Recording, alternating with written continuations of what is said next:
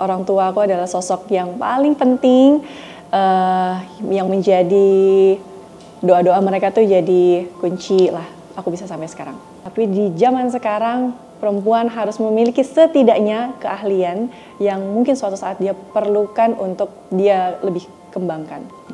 Halo sahabat Femela, Assalamualaikum. Saya Indah Nada Puspita, Creative Director dari Nada Puspita.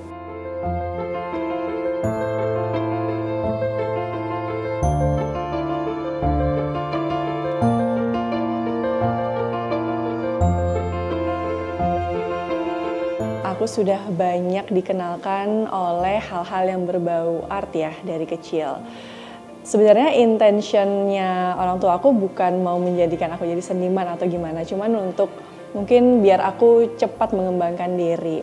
Jadi memang dari kecil aku memang sudah punya interest yang cukup besar terhadap art. Jadi kalau dulu tuh murid yang selalu disuruh ikut lomba menggambar itu aku. Kalau blogger itu sebenarnya dari tahun berapa ya, kalau nggak salah SMA kelas 3. Which is itu tahun 2009 kalau aku nggak salah ya. Pada saat itu belum ada Instagram dan orang-orang tuh kalau main social media masih dari Twitter, Friendster, ya, bukan Friendster, Facebook, dan blog dari blogger.com. Nah, itu tuh zamannya Raditya Dika ngeblog dan segala macam yang terkenal. Jadi memang dari awal aku ngeblog soal fashion, terus seiring berjalannya waktu ternyata berbarengan juga komunitas hijab ini berkembang. Ada yang namanya Hijabers Community, mulai ada event-event bazar-bazar hijab, pokoknya event-event komunitas hijab. Jadi dari situ aku mulai kenal-kenal juga sama yang blogger-blogger berhijab lainnya. Terus aku juga mulai diundang-undangin event-event modest fashion dari negara-negara lain kayak Istanbul, terus juga Qatar. Nah, dari situ aku mulai masuk dan menseriusi di bidang itu jadi sebuah pekerjaan. Jadi menerima modeling, terus juga dulu belum ada sebutannya endorsement ya, tapi mungkin lebih ke modeling. Dan di situ pula akhirnya aku menyadari sebenarnya passion aku tuh menciptakan sesuatu. Jadi akhirnya di tahun kalau nggak salah tahun 2015-an itu aku mulai menciptakan brand aku sendiri, Nada Puspita.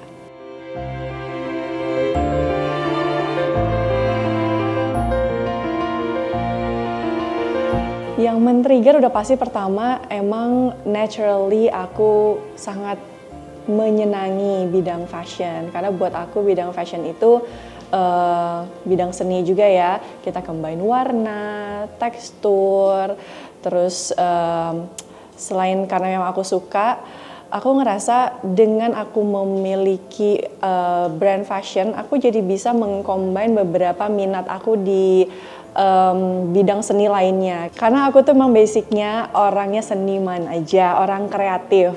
Bisnis itu ya berjalan dengan waktunya aku mulai pelajari sedikit-sedikit. Kalau tantangannya banyak banget. Aku ke Majestic beli bahannya. Tapi karena semangatnya yang terlalu besar, ilmunya nggak ada.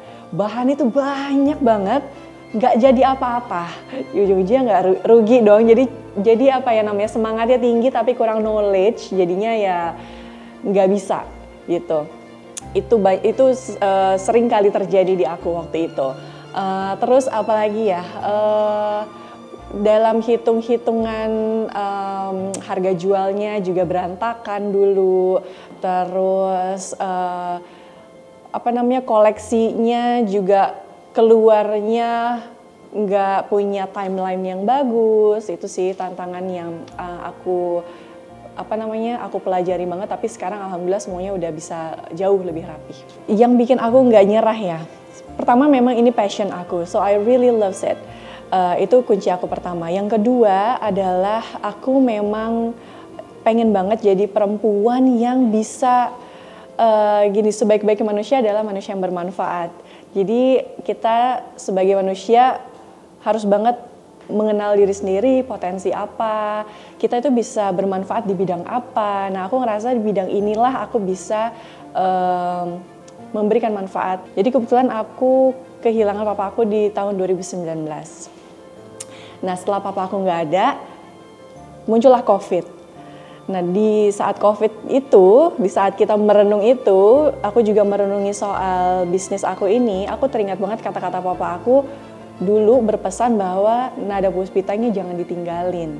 Katanya gitu, katanya bagus buat kamu sebagai perempuan, kamu bisa berkreativitas gitu di lewat nada puspita. Jadi itu sih semangat aku untuk menseriusi nada puspita. Koleksi nada puspita pertama kali itu di tahun 2015-an, yang udah nada puspita ya namanya, itu pashmina, karena zaman itu lagi zaman banget pashmina lilit-lilit.